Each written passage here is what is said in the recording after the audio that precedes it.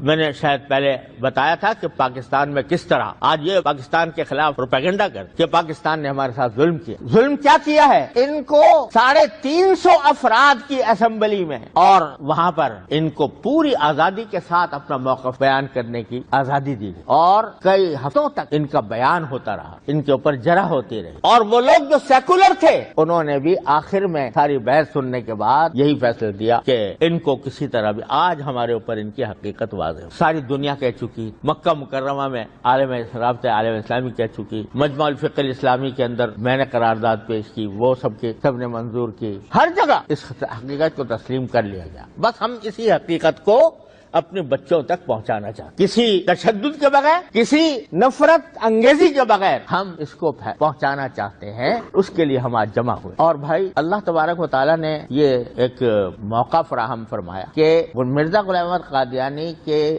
کتابوں کے جواب میں اور اس کے دعوے کے جواب میں جن علماء کرام نے کتابیں لکھی وہ کسی ایک مسلک سے لوگ تعلق نہیں رکھتے. علماء دیوبند میں حضرت علامہ انور شاہ صاحب کشمیری رحمۃ اللہ علیہ نے اس کا علم اٹھایا. بہاولپور کے مقدمے میں حضرت مولانا شبیر احمد صاحب عثمانی, حضرت مولانا مرتضی حسن صاحب چاندپوری, حضرت مولانا مفتی محمد شفیع صاحب رحمۃ اللہ علیہ, حضرت مولانا بدر عالم صاحب رحمۃ اللہ علیہ, یہ سب کا قافلہ بہاولپور میں گیا تھا انگریزی حکومت کے دور, اور وہاں اس حقیقت کو واضح کیا اور فیصلہ بہاولپور کے مقدمے میں مسلمانوں کے حق میں. حضرت گولڈن شریف کے پیر مہر علی شاہ صاحب رحمت اللہ تعالی علیہ انہوں نے مسکت کتابیں لکھی اور انہوں نے دلائل کے ڈھیر لگا دیے, اور اس درجہ کہ مرزا نے ایک پوری کتاب حضرت پیر صاحب رحمت اللہ علیہ کے جواب میں لکھنے کی کوشش کی, تحفہ گول رویہ. تو جو بریلوی مسلک سے تعلق رکھنے والے حضرات تھے وہ اپنے محاذ کے اوپر, علمی محاذ پر ڈٹ کر انہوں نے مقابلہ کیا. اہل حدیث حضرات میں حضرت مولانا ثناء اللہ صاحب رحمت اللہ علیہ. غرض تمام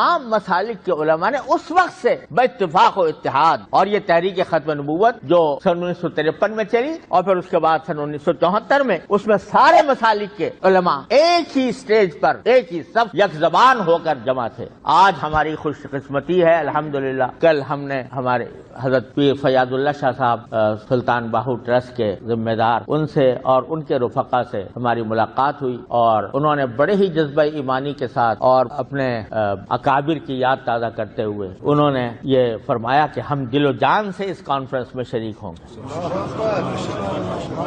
اور نہ صرف اس کانفرنس میں شریک ہوں گے بلکہ آئندہ ہم ایک ایسی باڈی بنائیں گے جس کے اندر تمام مسالک اکٹھے ہوں اور اپنے اس حق کے تحفظ کے لیے پورا کردار ادا کریں گے. انشاءاللہ اس طرح یہ کام جاری رہے گا. اور خوب سمجھ لیجئے کہ اگر اس کام میں رکاوٹ ڈالنے کے لیے مختلف قسم کے حربے بھی آزمائے جا سکتے ہیں. حربے کیا آزمائے جا سکتے ہیں؟ ہماری صفوں میں ایسے لوگ داخل کر دیے جائیں جو جارحیت کا ارتکاب کریں, ان سے ہوشیار رہیں. جارحیت کا ہم کبھی قائل نہیں رہے, ہم نے ہمیشہ پیار محبت کی بات کی ہے, ہم جارحیت کے قائل نہیں ہیں. لیکن ہماری صفوں میں داخل کر دیے گئے کچھ لوگ جو جارحیت کا ارتکاب کریں اور کل کو کہیں کہ بھئی یہ سارے لوگ جو ہیں یہ تشدد پسند ہیں اور ملیٹنٹ ہیں اور فلانے ہیں, تو یہ تدبیریں بھی اختیار کی جا سکتی ہیں. لہذا ہر شخص کو اپنی جگہ پر اس بات کا اہتمام کرنا چاہیے کہ وہ اس قسم کی جارحیت کو برداشت نہ کرے.